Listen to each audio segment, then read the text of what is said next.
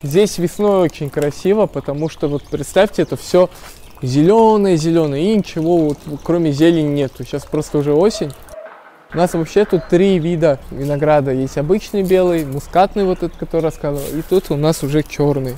Здесь у нас вот хурма, которую мы выращиваем, вишня, там вишня, черешня, яблони, абрикосы. Все свое, скажем так.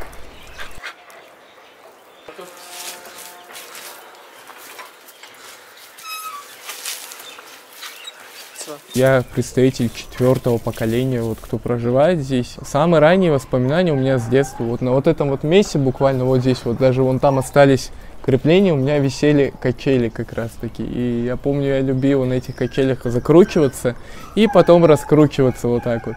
Даже причиной этого я потерял свою, в детстве зубы из-за вот этого вот развлечения. В свое время вот этого, к примеру, здесь не было. Здесь был огромный розарий, росло много очень красивых роз, и дом был, чуть-чуть длиннее, нежели как сейчас. И вот со временем мы чуть-чуть перестроили, но я буквально все помню. Я вырос в этом дворе, в этом доме, и все, что я имею, и мое воспитание, может быть, это все я получил именно здесь.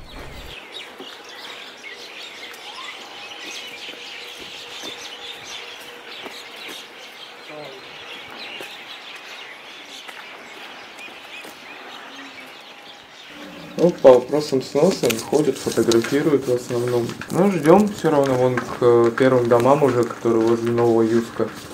Там уже к ним подходят, разговаривают. Пока непонятно.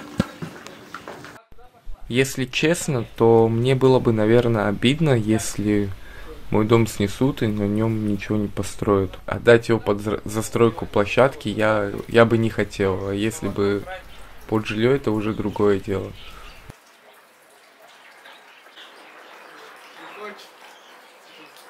Земельный участок сам в районе 6-5 соток вот так вот выходит, а само жилое помещение у меня примерно 150 квадратов. 7 комнат получается, и вот эти вот наши отдельные помещения, сараи, кладовки, еще одна ванна.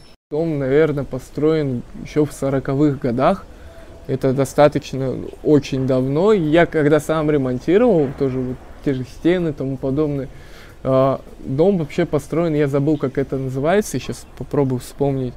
По крайней мере, некоторые его комнаты построены из глиняных кирпичей таких вот. Я не помню, как они правильно называются, смесью с камнем, галькой и тому подобное. Вот, это если взять вот эту вот комнату и несколько внутри дома. А так, да, в основном это вот глиняные сандаловые, да, по-моему, или как они называются. Мы сами автономно отапливаемся электричеством, и у нас своя система, бак, и, в принципе, достаточно тепло.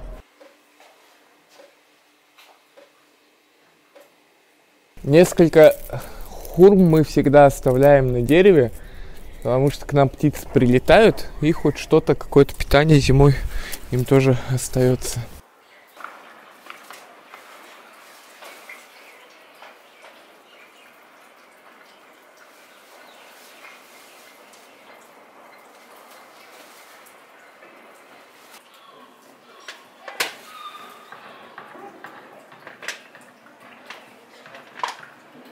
Я бы не хотел, чтобы мои дети жили в квартире, потому что это как-то отталкивает. У меня очень плотная рабочая неделя, и за что я люблю выходные дни, за то, что я могу отвлечься от этих вот бытовых вопросов, работая за компьютером, преподавание, вот телефона того же самого. И могу просто выйти во двор, поставить, может быть, музыку какую-нибудь и спокойно что-то делать для себя. К примеру, починил оградку, вскопал землю, подмелся, убрался.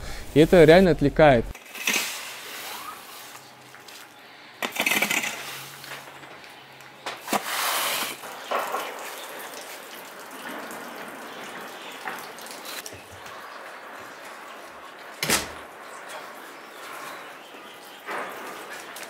Вот ты как радует.